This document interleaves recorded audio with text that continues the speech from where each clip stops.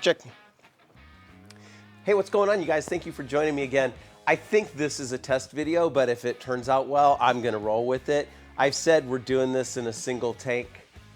The reason I might not today is because I'm testing audio because it's been giving me trouble. But I'm trying a theory, and you don't care about that at all. Today, we're talking about trail etiquette, so it's super, super important. Look, if you guys are going out there off the grid where you do not encounter any souls, well, you can kind of do what you want to do as long as you're taking care of our public lands and you're being responsible and safe.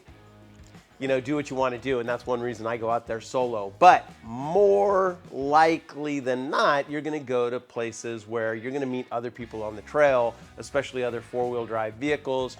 You're going to pass each other or just run into other folks out there. So there's some standards for trail etiquette. I'm gonna go through them. You know, it's something I've developed over years. I don't have it written down or anything. I'm lying, yes I do, it's right here.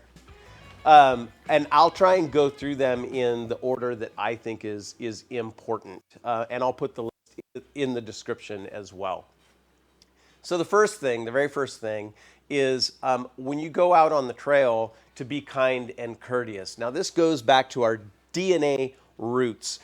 We take care of each other. If you're altruistic, it's because it's the right thing to do. That is when we become the best of ourselves. The best person, the best people we can be is when we help others. Now, if you want to be a little bit pessimistic, it's because you might need their help tomorrow. And when you're out there, you know, when you're out there on the trail, you just want to be kind to everybody and see if you can render assistance if anybody needs it. Be kind. Now, I'm spending a little bit of time on this one because it's the first one and it's the most important. But look, my online presence in comments on YouTube, Instagram, on our in our forums or whatever, I tend to treat that like my living room, and I treat you as you're standing in front of me. And that's how I conduct myself, whether it's online or in person. If I disagree with you, I will tell you, but it will be respectful, etc. Some folks are not like that on the internet because of the barrier, the buffer. You're not standing in front of somebody and looking them in the eye. And so they act a certain way online. If that's how you grew up, shed that. Get rid of it. Because, and certainly don't bring that kind of attitude with you out on the trail, because it will not serve you well, and safety is a concern. You want to treat everybody with the greatest amount of respect and check in on one another. Be kind. That's item number one when you're out there. If you're courteous and you're kind, other things can be forgiven.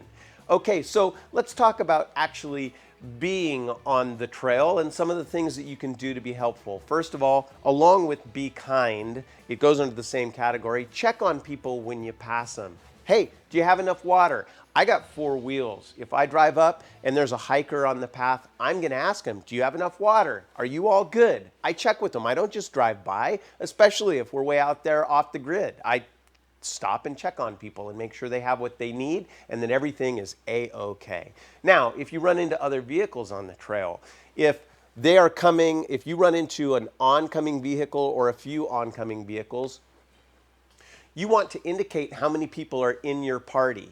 This does not mean, peace man, this means 2 vehicles in my party. You'd be hanging it out the window this way, probably. It means I've got 2 vehicles. If you've got 5, I've got 5 vehicles in this party. That way they know how many vehicles that they are going to encounter. If you are caboose, if you are tail gunner, if you are the last person on the trail, then you're gonna do this. I'm the last person, okay? That's it in our party. That's it. If they come up on somebody else, the other person should be doing this. We got 3 in our party. So indicate how many people are in your party, and that will be greatly appreciated, especially if they are on motorcycle, horseback, etc. Now, yield. Let's talk about yield. 2 things. Yield to motorcycle riders, yield to hikers, yield to people on horseback. If you're in a vehicle, yield to most everyone else. Okay, so you want to yield the right of way. Now, if you yield, what does that mean? You will hear people say, pull completely off the trail. That is true, but don't pull too far off the trail. Don't go barreling through the brush. Remember, we are trying to protect our public lands and we want to be respectful. If it's not a path, we do not want to create a sight line for somebody else to go off the trail. So just pull as far off the trail as you need to when you're yielding the right of way. Next item, always yield to the vehicle who's traveling up. There's a couple of reasons. The reasons go like this. They may need momentum to get up safely. Also, it's much more difficult to back down a hill than it is to back up a hill. And you have less control when you're going down a hill. So always yield to the vehicle that is coming up. Remember that one. It's important. Let's talk about the person in front of you and the person behind you. Leave space to the person in front of you. If they are going over technical terrain, you don't want that vehicle rolling back on you. Also, you want to give them plenty of space to negotiate whatever they have to negotiate. Now, it's a good idea to keep the person in front of you in eyesight, but it's not as important if you're following the rules about people behind you. And it is this: always keep a visual on the person behind you. If you're bombing through the desert at 60 miles an hour, that distance is going to be greater. You're going to have lights on. You can spread out more. You don't want to eat dust. You can spread out more. But try and keep a weather eye on the person behind you and know that they're still there. And stop turn. This is super important. If you guys don't stay together and you're far off the grid, well, you might waste a day looking for one another. Best case scenario.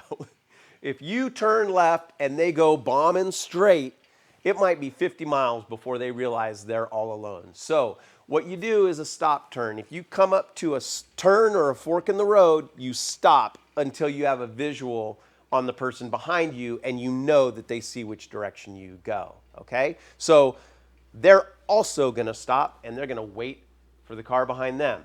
Stop turns, vitally important. Remember that terminology. It's called a stop turn. You stop, you wait. There's Bob. All right, let's go. And then you ease off in the direction you're going to travel. Okay, now the list I don't have. Wow. I covered it all. Okay, there's a tip in here. I'm going to talk about a few tips. One, curfews and be quiet and music and stuff like that. You know, music in camp, unless you really know everybody, it's me and Corey out there and we kind of listen to the same music a lot of the time and we decide we want to have music, cool. But if you're out there with 5 or 6 other rigs, surprisingly, they might not want to hear Chicago Stay the Night at 11. You know? I mean, it's cool. It's a cool song, but they might not have the same taste as you. So, you know, mind the curfew. Be quiet, especially after 10 o'clock. Now, that doesn't mean don't have a campfire, don't have a camp, you know, don't have a hoorah and a guitar playing. Just call it a curfew. Have your hoorah until 10 o'clock, unless you know everybody. And the same is true in the morning. You guys, we all like getting up at the crack of dawn and hearing the sound of our own engines. We want to start them up, charge up that battery. Just don't do it at 6:30 a.m. Wait until 7, you know, like, you know, or indicate a time. Another helpful hint, and this isn't really about trail etiquette, it's just more helpful hints, is, you know, you got to stop and go pee. Girls right, boys left. Just remember that. Girls right, boys left. They go right, you go left.